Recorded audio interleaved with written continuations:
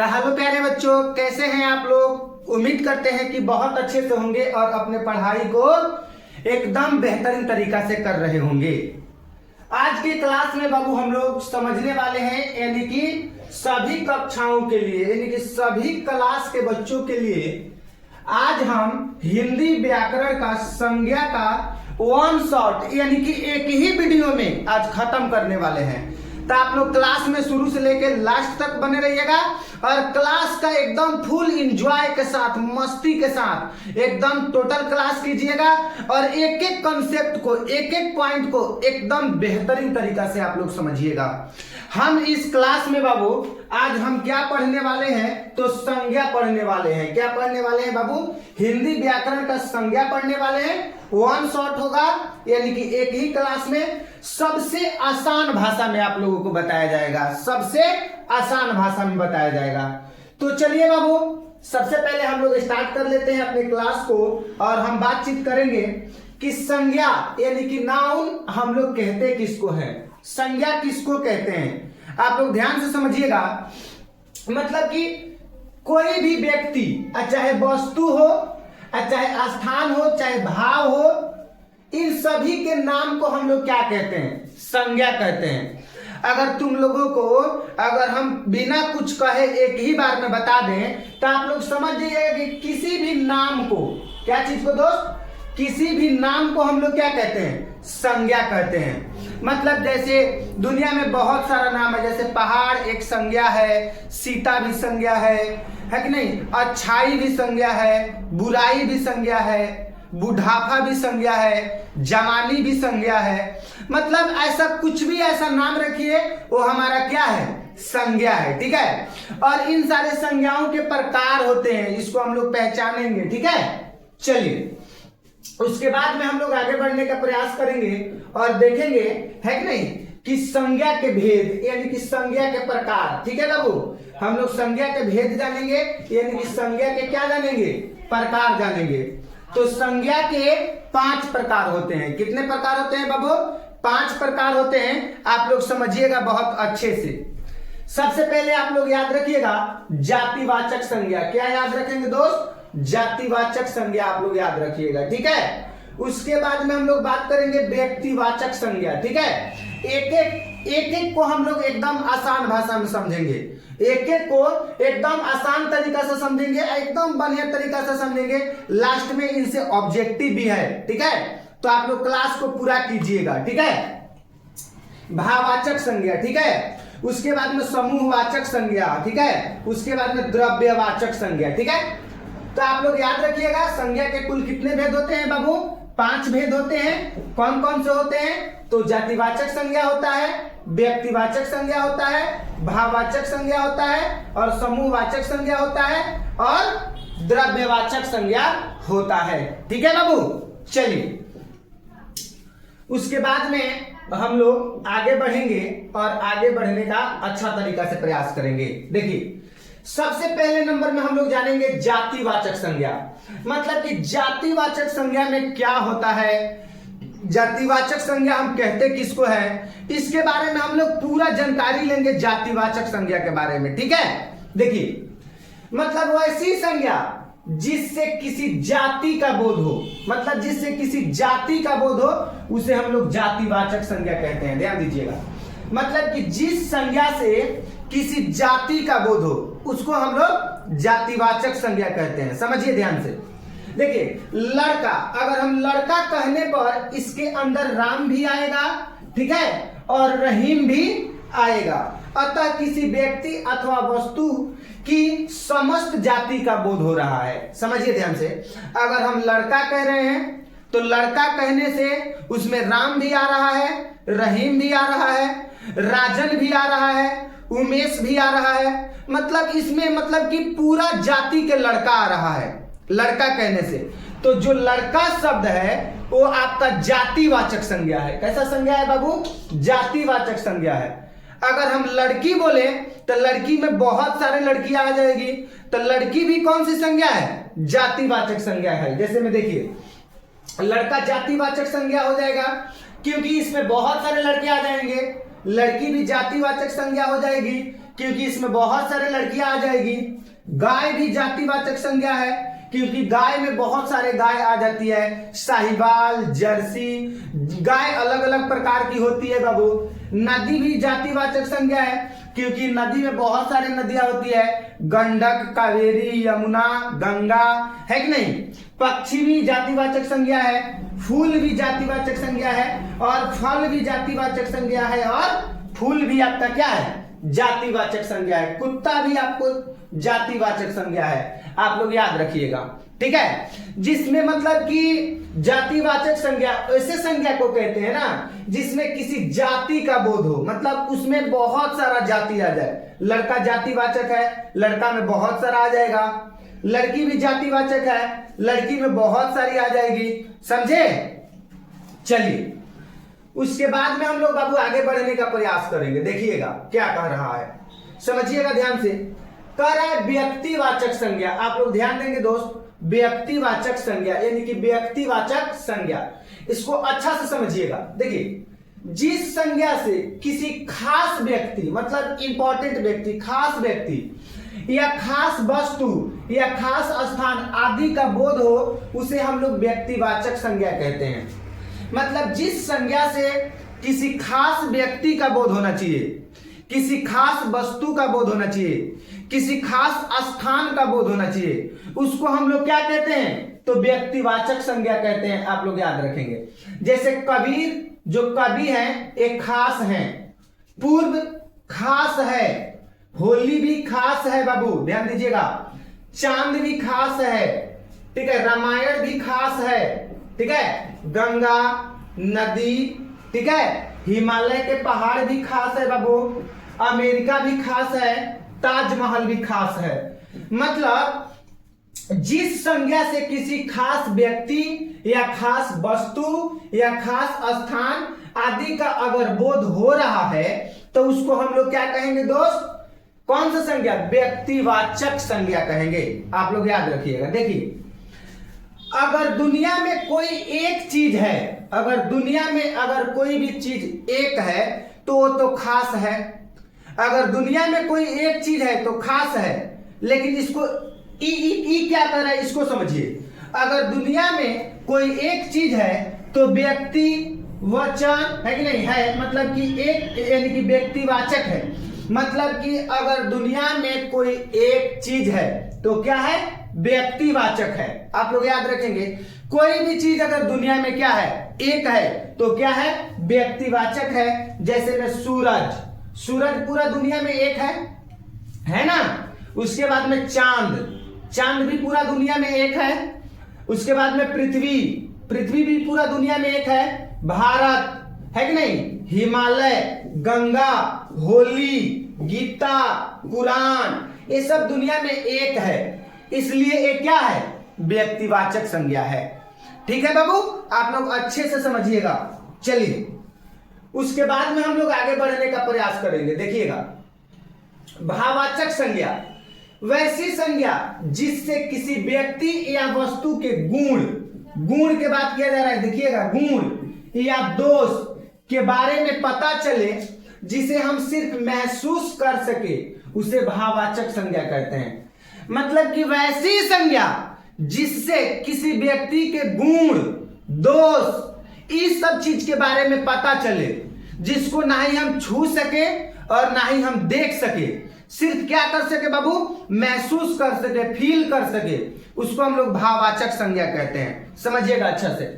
जैसे में अच्छाई, आप ही लोग जरा बता दीजिए कि जो अच्छाई है हम उसको देख सकते हैं, छू सकते हैं? नहीं, हम उसको सिर्फ क्या कर सकते हैं, महसूस कर सकते हैं। तो अच्छाई जो है कौन सा संज्ञा है, भाववाचक संज्ञा है। उसके बाद में बुराई, बुराई भी भाववाचक संज्ञा है, हम इसको महसूस करते हैं। मिठास, मिठास, हम लोग मिठाई खाते हैं, रसगुल्ला खाते हैं तो मीठा लगता है, क्या हम उसको कभी मतलब कि देखे हैं मिठास को? नहीं, उसको हम लोग क्या करते हैं, तो महसूस करते हैं। क्या करते हैं बाबू, महसूस करते हैं।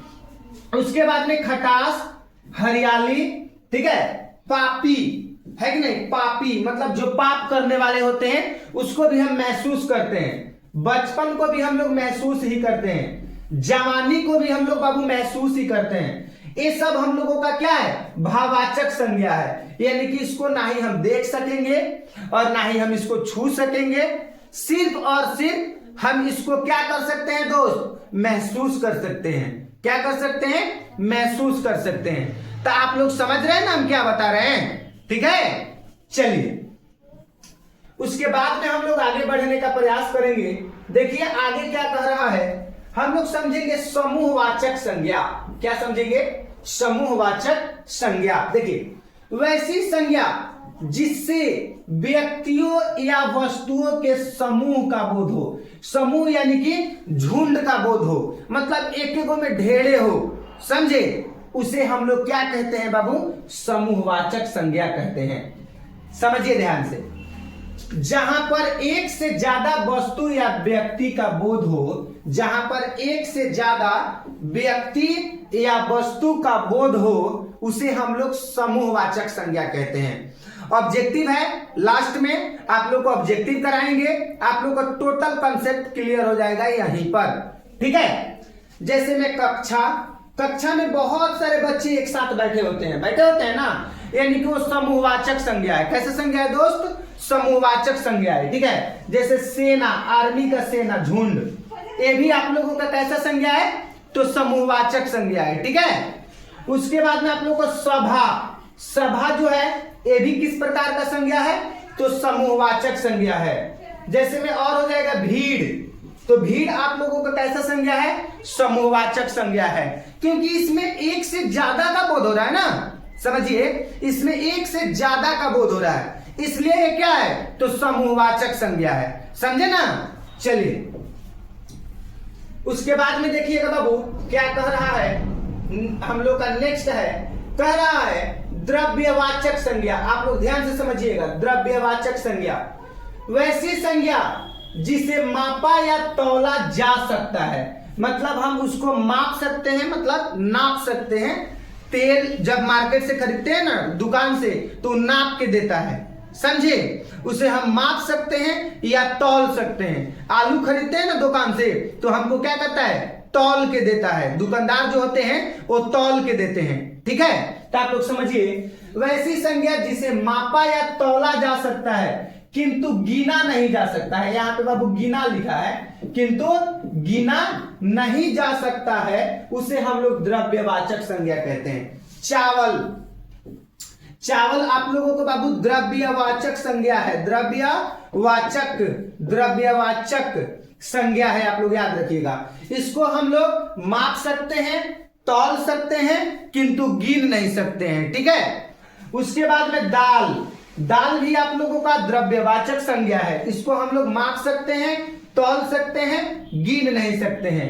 हीरा आपका द्रव्यवाचक संज्ञा, मोती भी आपका द्रव्यवाचक संज्ञा, दूध भी आपका द्रव्यवाचक संज्ञा, पानी भी बाबू हो जाएगा द्रव्यवाचक संज्ञा, और घी भी द्रव्यवाचक संज्ञा, लोहा भी क्या हो जाएगा, द्रव्यवाचक संज्ञा हो जाएगा, है कि नहीं। आप लोग याद रखिएगा, वैसी संज्ञा जिसको हम लोग माप सकते हैं, तौल सकते हैं, किंतु गिन नहीं सकते हैं, उसको हम लोग द्रव्यवाचक संज्ञा कहते हैं, ठीक है दोस्त। आप लोग अच्छा से याद रखिएगा।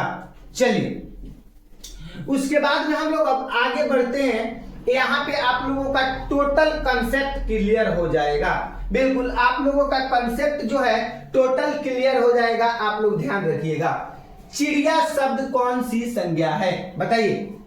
जो चिड़िया है, चिड़िया शब्द कौन सी संज्ञा है, तो आपको व्यक्तिवाचक नहीं होगा, समूहवाचक भी नहीं होगा, भाववाचक भी नहीं होगा, यानी कि जातिवाचक हो जाएगा। इसमें हम लोग चिड़िया कहने से मतलब कि क्या कह रहे हैं, मतलब चिड़िया जातिवाचक हो जाएगा ना, चिड़िया में बहुत सारी चिड़िया आ जाएगी, है कि नहीं। तो चिड़िया आपका जातिवाचक संज्ञा हो जाएगा, आप लोग याद रखिएगा, ठीक है। चलिए उसके बाद में देखिएगा बाबू क्या कह रहा है, कह रहा है कि लकड़ी शब्द कौन सी संज्ञा है। आप लोग फटाफट से कमेंट करके बता दीजिए, लकड़ी शब्द कौन सी संज्ञा है। बिल्कुल, तो लकड़ी शब्द जो है बाबू आपका द्रव्यवाचक संज्ञा हो जाएगा। लकड़ी शब्द कौन सी संज्ञा हो जाएगा दोस्त, द्रव्यवाचक संज्ञा हो जाएगा। ठीक है, करे सोना, तांबा शब्द कौन सी संज्ञा है? बिल्कुल समूहवाचक संज्ञा, जातिवाचक संज्ञा, द्रव्यवाचक संज्ञा, व्यक्तिवाचक संज्ञा। बता दीजिए सोना और तांबा कौन सी संज्ञा है, आप लोग बता दीजिए। तो सोना और तांबा आपका द्रव्यवाचक संज्ञा है, हो जाएगा। क्यों? क्योंकि हम उसको माप सकते हैं, तौल सकते हैं, परंतु गिन नहीं सकते हैं। तो सोना और तांबा आपका द्रव्यवाचक संज्ञा होंगे। ठीक है, चलिए उसके बाद में हम लोग आगे बढ़ने का प्रयास करेंगे। देखिए क्या कर रहा है, जिस शब्द से किसी वस्तु के गुण, दोष, कार्य अथवा यानी कि अवस्था इत्यादि का बोध हो, मतलब किसी वस्तु का गुण का बोध हो, किसी वस्तु के दोष का बोध हो, किसी वस्तु के कार्य का बोध हो, उसको हम लोग क्या कहते हैं बाबू? तो भाववाचक संज्ञा कहते हैं। क्या कहते हैं? भाववाचक संज्ञा कहते हैं। आप लोग को बताए ना, वो ऐसी संज्ञा जिसको हम लोग क्या कर सकते हैं, ना ही देख सकते हैं और ना ही छू सकते हैं, सिर्फ और सिर्फ क्या कर सकते हैं, महसूस कर सकते हैं, है कि नहीं? उसको हम लोग क्या कहेंगे? तो भाववाचक संज्ञा कहेंगे।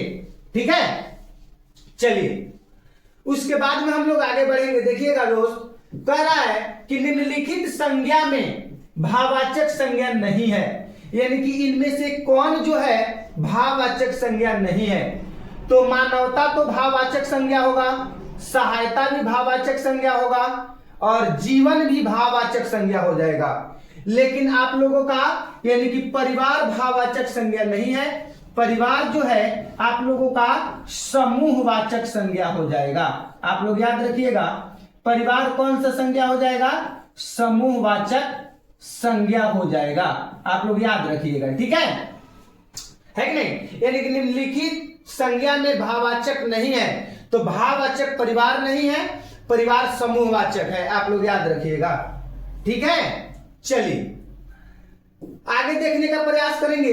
कह रहा है निम्नलिखित शब्दों में कौन सा शब्द भाववाचक संज्ञा है? बिल्कुल, यानी कि इनमें से कौन ऐसा शब्द है जो भाववाचक संज्ञा है? तो दूध आपका कौन सा संज्ञा हो जाएगा? दूध आपका हो जाएगा द्रव्यवाचक। आप लोग याद रखिएगा, द्रव्यवाचक हो जाएगा, ठीक है। और आपका सभा क्या हो जाएगा? समूहवाचक, समूहवाचक, ठीक है। सभा हो जाएगा समूहवाचक। ताजमहल क्या हो जाएगा? व्यक्ति, व्यक्तिवाचक हो जाएगा, ठीक है।